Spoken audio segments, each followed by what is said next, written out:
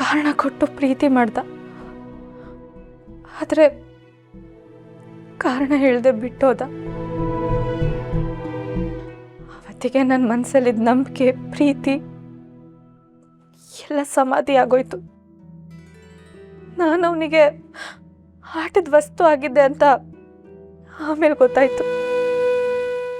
ಅವನು ಯಾವತ್ತು ನನ್ನ ಮೇಲೆ ಕೈ ಮಾಡಿದ್ನೋ ಅವತ್ತೇ ಅವನ ಮೇಲಿದ್ದ ಗೌರವ ಎಲ್ಲ ಮಣ್ಪಾಲಾಗೋಯ್ತು. ನೀವು ಹೇಳಿದ ನಿಜಾನೇ. ಪ್ರೀತಿ ಮಾಡೋ ಮನಸ್ಸಲ್ಲಿ ಏನು ಉದ್ದೇಶ ಇರುತ್ತೋ ಯಾರಿಗೆ ಗೊತ್ತು. ಗಂಡ ಆದವನು ಹೆಂಡತಿನ ರಾಣಿ ಥರ ನೋಡ್ಕೊಳ್ದೆ ಇದ್ರು ಕೀಳಾಗಿ ಕಾಣಬಾರ್ದು. ಹೆಂಡತಿಗೆ ಚಿನ್ನ ಕೊಡ್ಸೋಕ್ಕಾಗದೇ ಇದ್ರು ಚಿನ್ನದ ಥರ ಜೋಪಾನವಾಗಿ ನೋಡ್ಕೋಬೇಕು. ಅವನಿಂದ ಬಯಸಿದ್ದು ಇದನ್ನೇ. ಆದರೆ ಅವನು ನನಗೆ ಮೋಸ ಮಾಡೋದ. ಅವನು ಕ್ಷಮೆಗೆ ಅರ್ಹನೇ ಅಲ್ಲ. ಒಬ್ಬೊಬ್ಬರ ಲೈಫಲ್ಲಿ ಒಂದೊಂದು ದುರಂತಗಳು ನಡೆದಿರುತ್ತೆ. ಅರ್ಚನಾ ಅವರೇ, ನಾನು ಇಷ್ಟು ದಿನ ನಿಮ್ಮನ್ನ ಜಗಳ ಗಂಟೆ ಅಂತ ಅಂದ್ಕೊಂಡಿದ್ದೆ. ಬಟ್ ನಿಮ್ಮ ಲೈಫಲ್ಲಿ ಈ ಥರ ಒಂದು ಟ್ರ್ಯಾಜಿಡಿ ನಡೆದಿದೆ ಅಂತ ನನಗೆ ಇವತ್ತೇ ಗೊತ್ತಾಗಿದ್ದು. ಅರ್ಚನಾ ಅವರೇ, ಐ ಆಮ್ ರಿಯಲಿ ಸಾರಿ. ನಾನು ನಿಮಗೆ ಥ್ಯಾಂಕ್ಸ್ ಹೇಳಬೇಕು. ಯಾಕೆ? ಅವನು ನನ್ನ ಮೇಲೆ ಕೈ ಮಾಡಕ್ಕೆ ಬಂದಾಗ ನೀವು ನನ್ನ ಪರ ನಿಂತ್ರಿ. ಓಹ್, ಆಗ ಆ್ಯಕ್ಚುಲಿ ನಾನೇ ನಿಮಗೆ ಥ್ಯಾಂಕ್ಸ್ ಹೇಳಬೇಕಿತ್ತು ಅರ್ಚನಾ ಅವರೇ. ಯಾಕೆಂದರೆ ನಿಮ್ಮ ಎಕ್ಸ್ ಹಸ್ಬೆಂಡ್ ಎಲ್ಲಿ ನನ್ನ ಮೇಲೆ ಕೈ ಮಾಡಿಬಿಡ್ತಾನೆ ಅಂತ ನಾನೇ ಭಯ ಬಿದ್ದಿದ್ದೆ. ಯಾರಪ್ಪ ನಿಮ್ಮ ಮೇಲೆ ಕೈ ಮಾಡಕ್ಕೆ ಬಂದಿತ್ತು? ಪುಟ, ನೀನಿನ್ನೂ ಮನ್ಗಿಲ್ವಾ? ನೀವು ಮಾತಾಡ್ತಿದ್ರಲ್ಲ, ಎಚ್ಚರ ಆಯಿತು. ಸಾರಿ ಕಂದ. ಅಮ್ಮ, ಅಪ್ಪನ ಜೊತೆ ಏನು ಮಾತಾಡ್ತಿದ್ರಿ? ಏನಿಲ್ಲ ಪುಟ್ಟ. ಸರಿ, ಬನ್ನಿ ನಾವು ಮಲ್ಗೋಣ. ಅದು ನನಗೆ ಟೈಮ್ ಆಯಿತು, ನಾನು ಹೊರಡ್ತೀನಿ. ನಾಳೆ ಬರ್ತೀನಿ. ಇಲ್ಲ ಅಮ್ಮ, ಇವನ್ ನನ್ನ ಜೊತೆನೇ ಮಲ್ಕೋಬೇಕು ನೀವು. Please please please please please.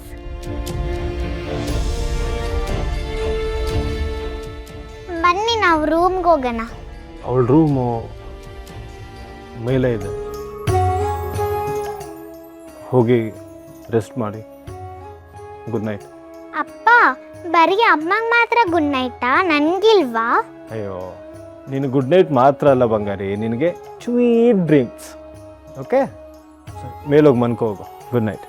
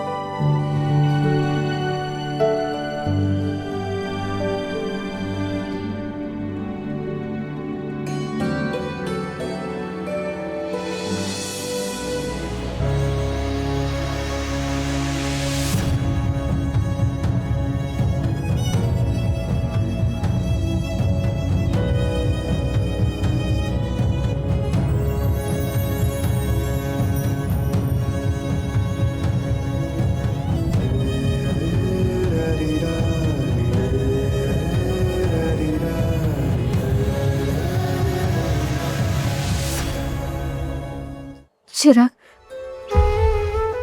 ನೀವು ತುಂಬ ನೋವಲ್ಲಿದ್ದೀರಾ ಅಂತ ನಂಗೆ ಗೊತ್ತು. ನಿಮ್ಮನ್ನು ಯಾವತ್ತೂ ಇಷ್ಟು ದುಃಖದಲ್ಲ ನೋಡಿರಲಿಲ್ಲ. ನಿಮ್ಮ ಮನಸ್ಸಲ್ಲಿ ಏನಿದೆಯೋ ಅದು ನನ್ನ ಹತ್ರ ಹೇಳ್ಕೊಂಡು ನಿಮ್ಮ ಮನಸ್ಸನ್ನು ಹಗುರ ಮಾಡ್ಕೊಳ್ಳಿ.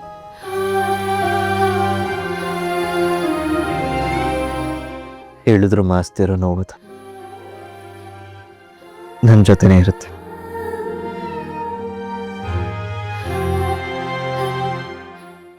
ನಿಮ್ಮ ಹತ್ರ ಏನೋ ಕೇಳಬೇಕಿತ್ತು. ಈ ಟೈಮಲ್ಲಿ ನೀವೇನೋ ಕೇಳ್ದಿರೋದೇ ಒಳ್ಳೇದು ಅನ್ಸುತ್ತೆ. ನಿಮ್ಮ ಸಿಚುವೇಶನ್ ನಂಗೆ ಅರ್ಥ ಆಗ್ತಿದೆ, ಆದರೆ ಇದು ನಾನು ಕೇಳದೆ ಹೋದ್ರೆ ಸರಿ ಹೋಗಲ್ಲ. ಪ್ಲೀಸ್ ನನ್ನ ಮಾತನ್ನು ಕೇಳಿ. ನಾನು ಈಗಲೇ ರೂಮಲ್ಲಿ ನಂಗೆ ಕೆಲಸ ಇದೆ Disha. I have to leave.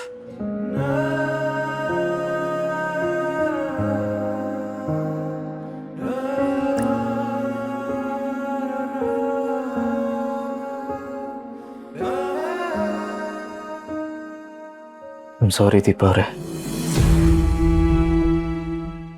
ನೀವು ಹೇಗೆ ದಿಶಾ ಅಲ್ಲ ದೀಪ ಅನ್ನೋ ಸತ್ಯನ ಮುಚ್ಚಿಟ್ಟಿದ್ದೀರೋ ಹಾಗೆ ನಾನು ನಿಮ್ಮ ಹತ್ರ ಅಣ್ಣನ ಸಾವಿನ ಸತ್ಯನ ಮುಚ್ಚಿಡಬೇಕಾಗಿದೆ. ಯಾಕಂದ್ರೆ ಅಣ್ಣನ ಸಾವಿಗೂ ಅತ್ತಿಗೆಗೂ ಏನೋ ಲಿಂಕ್ ಇದೆ.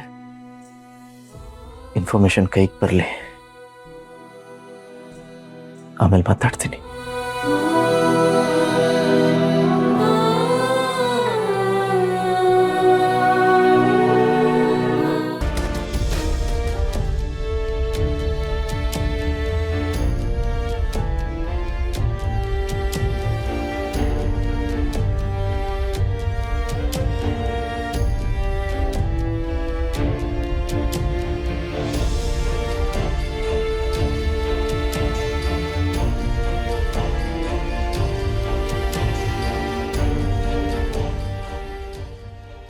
ಅವತ್ತು ಸಾವಿನ ಬಗ್ಗೆ ಹಸ್ಬೆಂಡ್ ಹತ್ರ ಎಷ್ಟು ಕೇಳಿದ್ರು ಅವ್ರು ನಂಗೆ ಏನೂ ಹೇಳ್ತಿಲ್ಲ.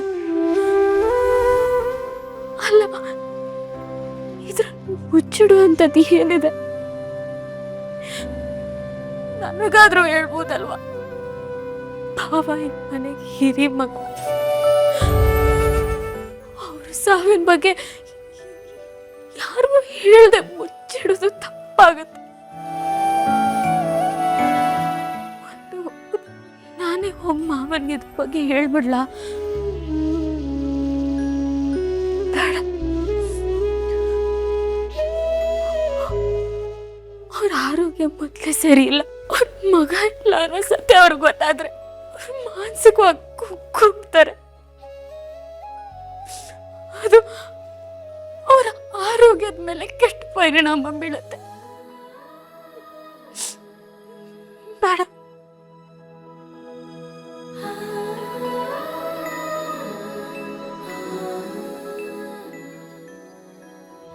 ಅಕ್ಕಂಗಾದ್ರೂ ಈ ವಿಷಯ ಹೇಳ. ಅವ್ರ ಅಣ್ಣ ಇಲ್ಲ ಅನ್ನೋ ಸತ್ಯ ಅವ್ರಿಗೆ ಗೊತ್ತಾಗೋ ಹಕ್ಕಿದೆ. ಬೇಡ ಬೇಡ, ಅವ್ರಿಗೇನಾದ್ರೂ ಹೇಳಿದ್ರೆ ಅವ್ರು ಹೋಗಿ ಈ ವಿಷಯದ ಬಗ್ಗೆ ಹಸ್ಬೆಂಡ್ ಹತ್ರ ಕೇಳ್ಬಿಡ್ತಾರೆ.